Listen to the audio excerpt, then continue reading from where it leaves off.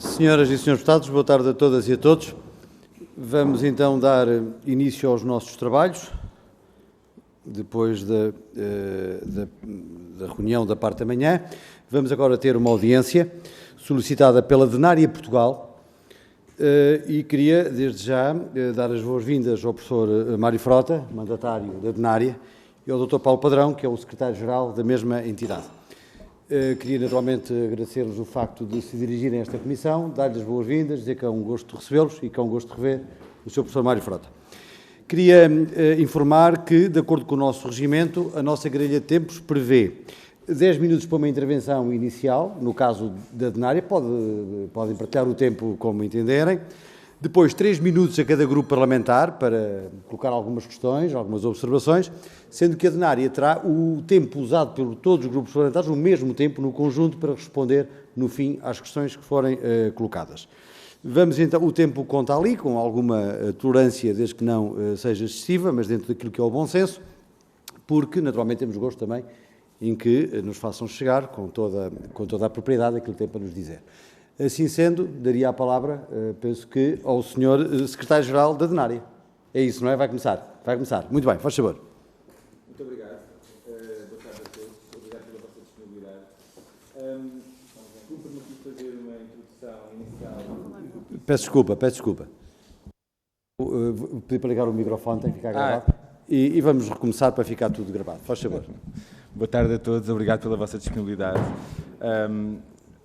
Cumpre-me fazer aqui uma curtíssima introdução da Denária e depois passar a palavra aqui ao Sr. Professor, que explicitará de forma mais eloquente ao que vimos.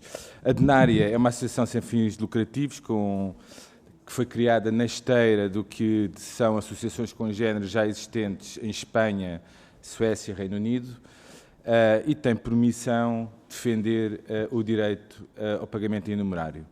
E, portanto, denunciar e combater qualquer restrição à sua utilização que não decorram da regulação e da lei já existentes.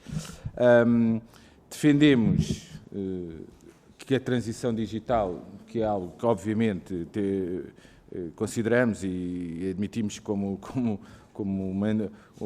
uma contribuição positiva para a sociedade e para a economia, deve ocorrer de forma inclusiva e não excluindo, neste caso, direitos do consumidor e dos cidadãos, nomeadamente em termos de meios de pagamento. É uma situação que se verifica em alguns países da Europa já e, em alguns casos, em Portugal. Nesse sentido, vimos trazer um pedido que eu passava agora a palavra ao Sr. Professor Mário Frota. Faz favor, Sr. Professor. Senhor Presidente, senhoras e senhores deputados, muito obrigado por nos acolherem na Casa da Cidadania. Cenas do cotidiano. Lisboa, século XXII. Trata-se de uma reclamação deduzida por um universitário cerca da cidade universitária. Acerca-se de uma padaria, de uma rede que tende a alastrar pelo país, pede 2 papos secos e, no momento em que ia a usar de notas e moedas do seu porta-moedas, exigência absoluta. Não se aceitam notas nem moedas. Só se aceita cartão de pagamento. Estranhíssima a situação, porque, sem curar de saber, em pormenor, quais os normativos que informam este ordenamento, o facto é que, desde 3 de maio de 1998, que, com a introdução do euro como moeda com curso legal, evidentemente que a recusa na aceitação de notas e moedas metálicas constitui um ilícito, um afrontamento às normas vigentes no espaço euro, na eurozona. Claro que estamos em presença, importa dizê-lo, se me o consentem, de um símbolo da soberania nacional umbilicalmente ligado à segurança nacional. Em segundo lugar, de um serviço público essencial, ainda que fora do catálogo, porque, não tardará, estaremos a celebrar nesta Casa os 28 anos de uma lei precursora, que é a Lei dos Serviços Públicos Essenciais, que muitos dos nossos pares, no espaço que é o da União Europeia, almejariam ter, designadamente aqui ao lado os espanhóis. Mas é patentemente de um serviço público essencial fora de catálogo, mas com análoga dignidade que a dos demais serviços de interesse geral ou de interesse económico geral. E, em terceiro lugar, de um direito fundamental dos cidadãos, no caso inscrito no título 4º da Constituição da República, no quadro dos direitos económicos, sociais e culturais.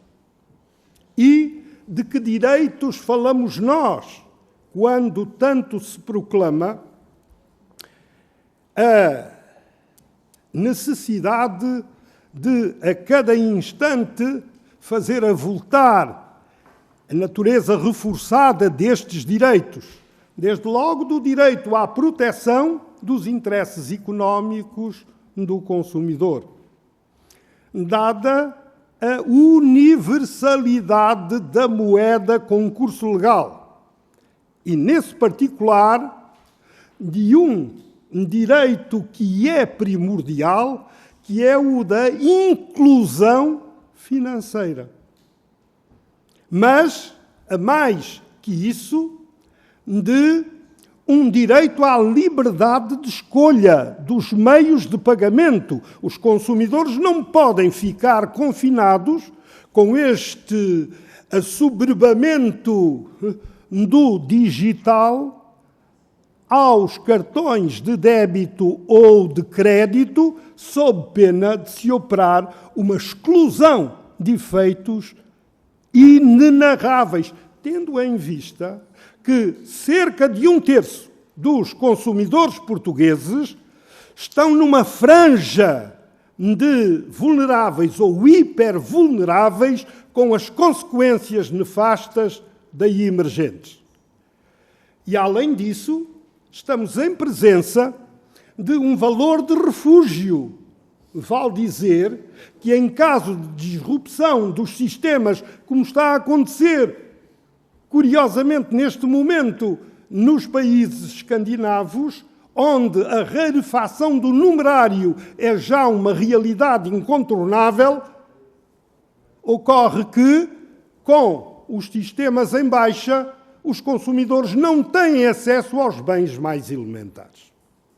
E, por outro lado, a reserva, numa sociedade em que se prepondera a extimidade, por contraposição com a intimidade, a reserva da intimidade da vida privada. Porque quando eu passo numa portagem, toda a gente sabe por onde eu ando, se pagar com cartão, ou se o fizer através dos mecanismos eletrónicos de que o meu veículo possa estar aparelhado.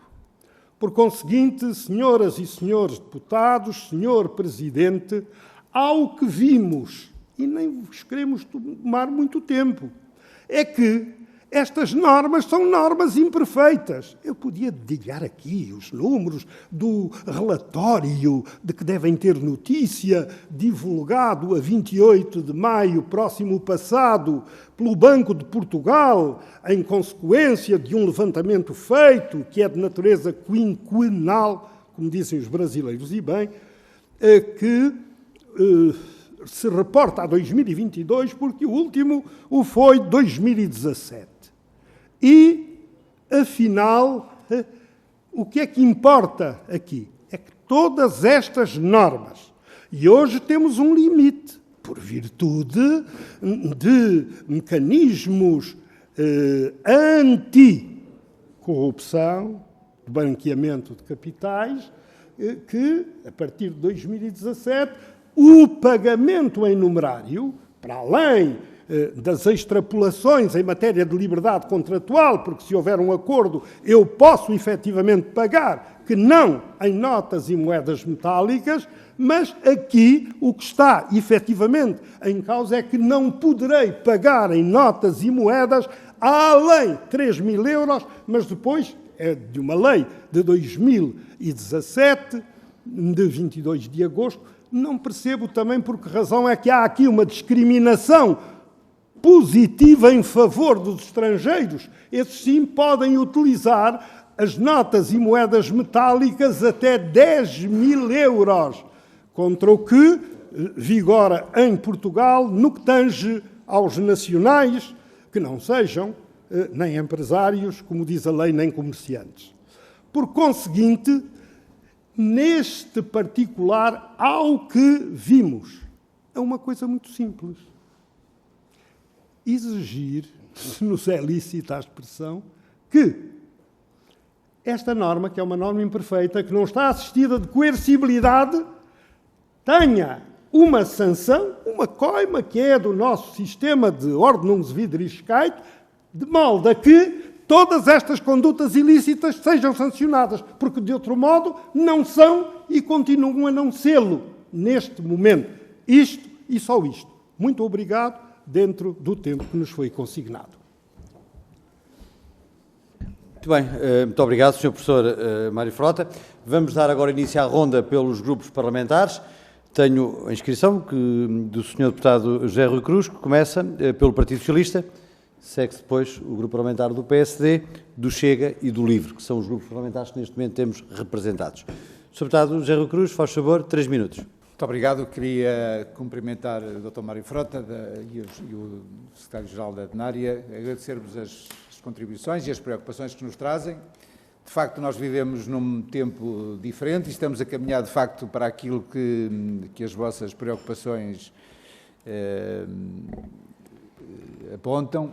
Nós estamos, nos últimos anos, assistimos, de facto, a uma digitalização cada vez maior daquilo que é a utilização dos meios de pagamento, que não através do convencional, daquilo que estávamos todos habituados, e a este ritmo nós assistiremos, de facto, nos próximos anos, ao fim do pagamento daquilo que nós estávamos habituados, se mantivermos este ritmo. As preocupações que nos trazem aqui, se calhar nunca tínhamos pensado muito nesta reflexão, e a forma como fazem esta reflexão, se calhar muitos de nós não tínhamos visto a dimensão, nomeadamente por aqueles mais frágeis da nossa sociedade, que de facto a este ritmo alguns poderão ter aqui alguma dificuldade em fazer esta transição que estamos a assistir, e é preciso de facto acautelar esta rapidez a que estamos a assistir, e precisamos tratar com a igualdade de todos e não podemos, de facto, deixar para trás ninguém, tanto mais que é uma área que o facto de mantermos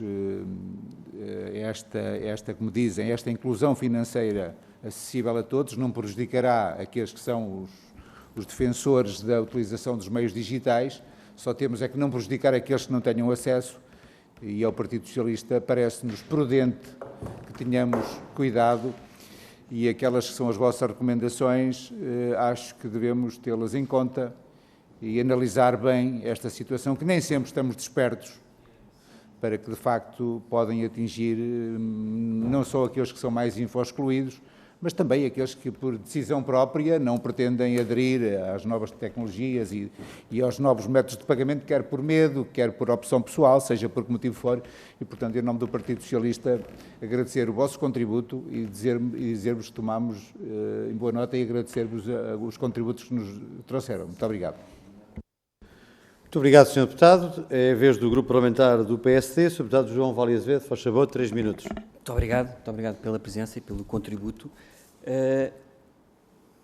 As vossas intervenções misturam, perdoe-me, dois assuntos que julgo que podemos separar. Um é a questão do desaparecimento potencial do numerário. Não é? E aí eu não vejo nenhum risco que tal possa acontecer. Não há nenhuma declaração de nenhum responsável, nem do BCE, nem nenhum Banco Central Nacional, nem nenhum membro da Comissão Europeia que alguma vez considere a hipótese de eliminação do numerário físico, não é? Que serve de reserva de valor, que serve de redundância, caso haja problemas informáticos. Quer dizer, isso está, julgo eu, completamente fora de hipótese. E terá, aqui, no nosso grupo parlamentar, acho que aqui não falo pelos outros grupos parlamentares, nem pelos representantes, enfim, do povo noutros países, mas julgo que não há a mínima hipótese que isso aconteça, francamente. Portanto, é uma não questão, o desaparecimento dessa forma de redundância para realizar pagamentos. Outra questão é a da potencial obrigação de aceitação de numerário, não é? Que eu, e como devem estar bem cientes, não é líquido em várias legislações, e na nossa, por não haver punição, que haja alguma ilegalidade por não se aceitar numerário, por o comerciante se recusar a aceitar numerário. Não é? Mas eu recordo o seguinte, primeiro nós estamos num processo de criação do euro digital. E, portanto, eu perguntava, será que num contexto em que há euro digital, que terá curso legal, não é? Será que esta pergunta se altera?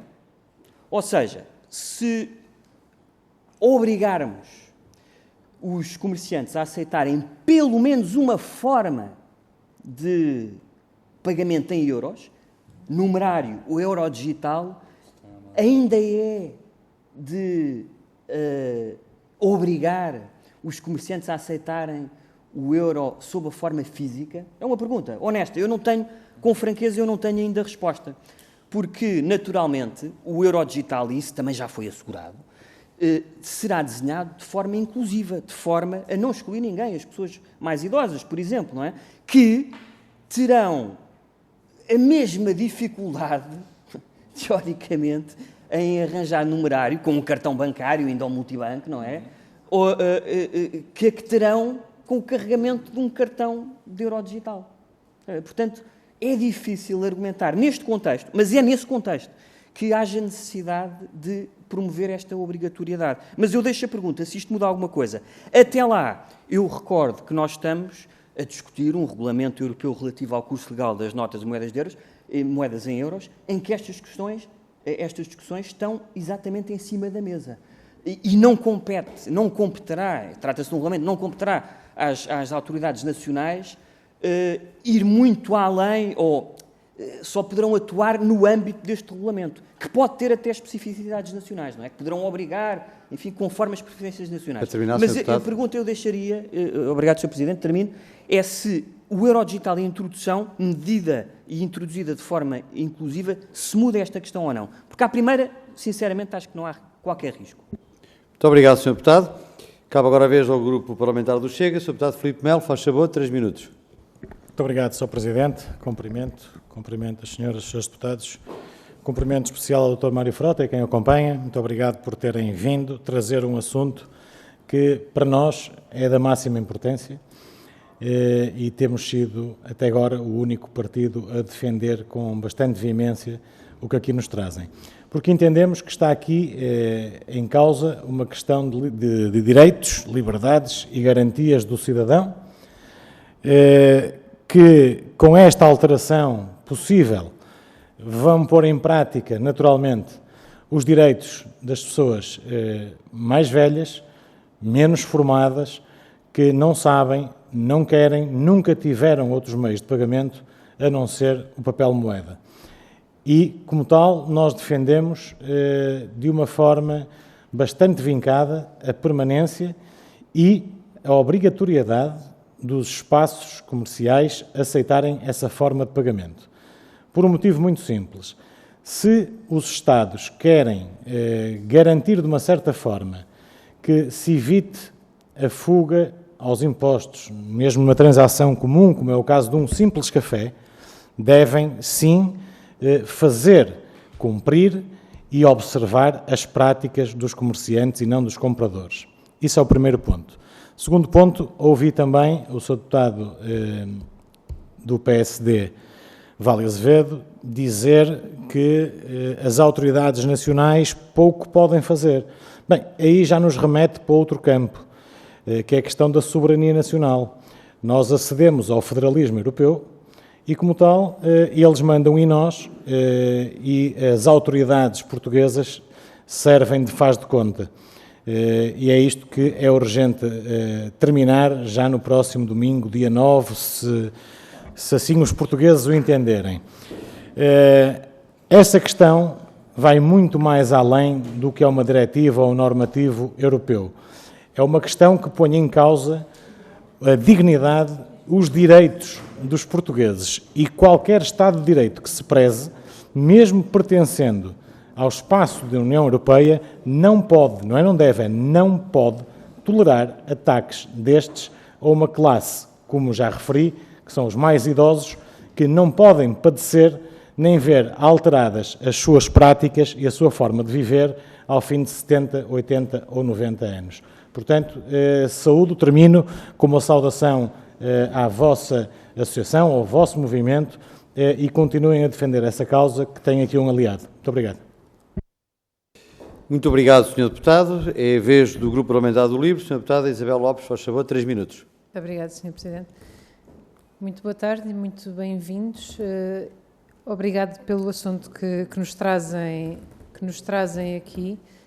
De facto, a transição digital tem de ser feita, mas temos sempre de ter o cuidado de não deixar ninguém para trás, seja porque não a consegue acompanhar, seja porque não a quer acompanhar.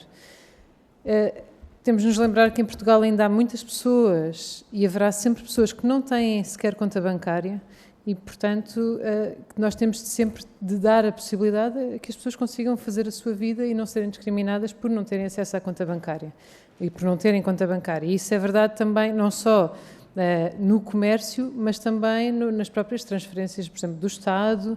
É sempre preciso ter esse cuidado e é algo que nos preocupa.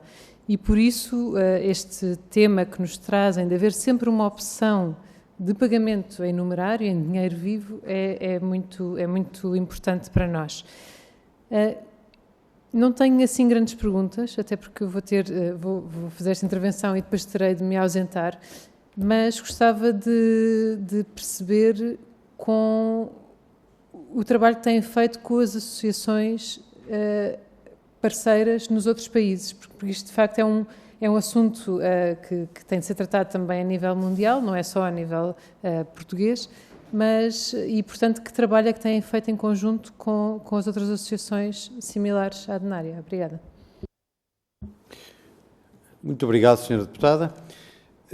Sr. Professor Mário Frota, Dr. Paulo Padrão, tem 12 minutos ou até 12 minutos para responder às questões que foram colocadas. Se necessário for alguma tolerância, também sabê-la aí dar. Faz favor.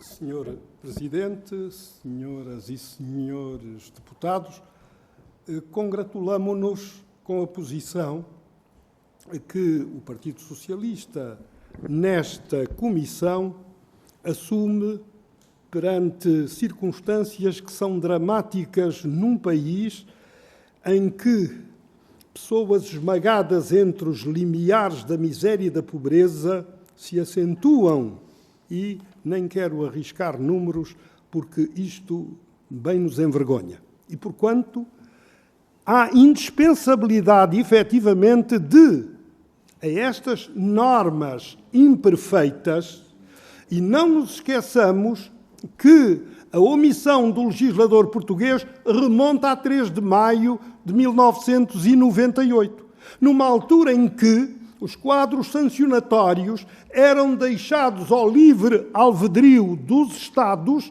que não impostos, como hoje sucede em múltiplos domínios, de que é exemplo frisante o Regulamento 2016/679, o Regulamento Geral de Proteção de Dados, e todos os outros que lhes vêm na pelgada, como o recente regulamento acerca da disciplina dos sistemas de inteligência artificial, e, por conseguinte, há necessidade absoluta, se me é lícito dizê-lo com ênfase, de fazer assistir estas normas de uma sanção, porque a contrariedade às normas, senhor deputado, gera ilegalidade, gera ilicitude. Dizer-se que, perante estas circunstâncias, não estamos, e passo à resposta ao senhor deputado Val e Azevedo, do Partido Social Democrata. Dizer-se que o afrontamento às normas não corresponde a uma ilegalidade é um nonsense. Perdoe-me a expressão. Depois, tenho uma resposta muito simples para si, a propósito do Eurodigital. É que o próprio regulamento, ou seja, a proposta de regulamento que há de ser retomada pelo próximo elenco do Parlamento Europeu, fala do Eurodigital como complemento, e não como algo de substitutivo. Por conseguinte, nós temos imperativamente de legislar o Parlamento, o Governo, dentro do quadro das competências legislativas, para que esta norma perfeita não deixe passar impunes todos aqueles que aviltam, afrontam o quê? A moeda com curso legal. De resto, saudar efetivamente a concordância expressa pelo Sr. Deputado Filipe de Melo, do Chega, e pela Sra.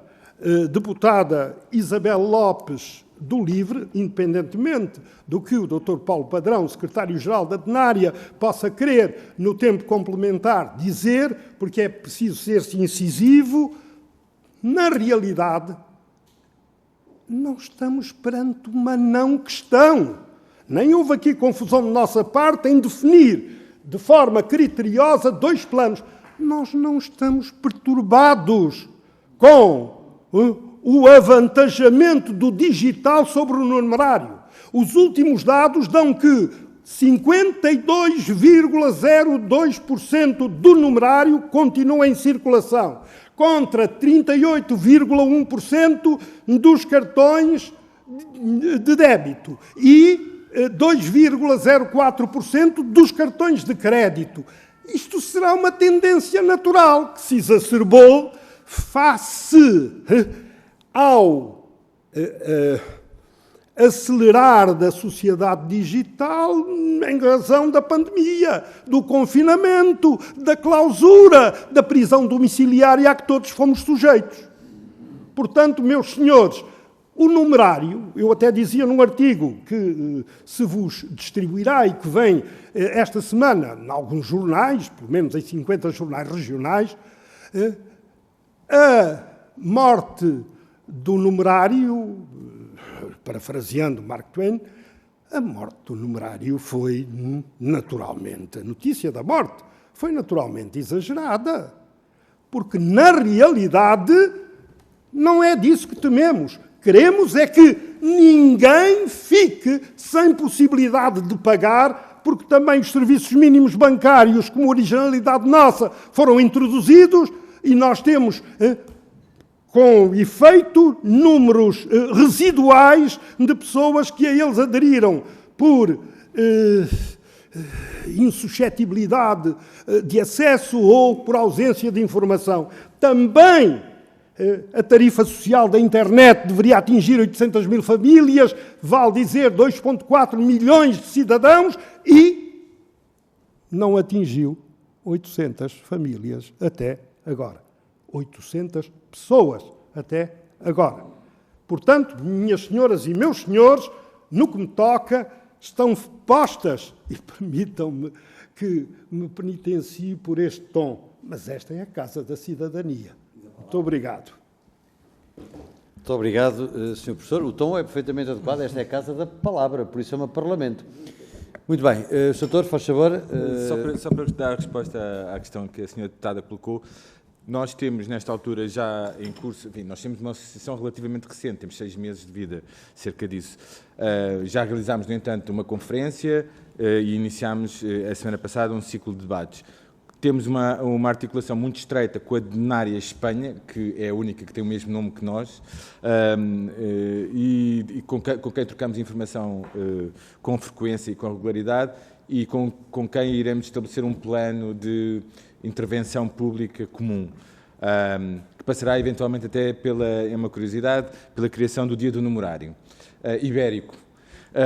Bem, e portanto com a Espanha está essa articulação feita, com o Reino Unido e com a Suécia, por serem países enfim, algo mais distantes da nossa realidade, há já a troca de informação, há a informação de que nós existimos e que existimos com os mesmos objetivos que eles, mas ainda não temos uma relação tão estreita como que temos com a Espanha. Muito obrigado. Terminamos assim a nossa audiência. Queria, uma vez mais, agradecer à Denária os contributos que nos trouxeram. Naturalmente foi um gosto recebê-los, foi um gosto rever o professor Mário Frota, como disse no início, e com certeza que esta Casa, e todos nós, e a nossa 6ª Comissão, estará atenta à mensagem que nos deixaram e estamos novamente, como sempre, à disposição para, se necessário for. Muito obrigado. Senhoras e senhores deputados, terminamos os nossos trabalhos. Muito obrigado e bom trabalho.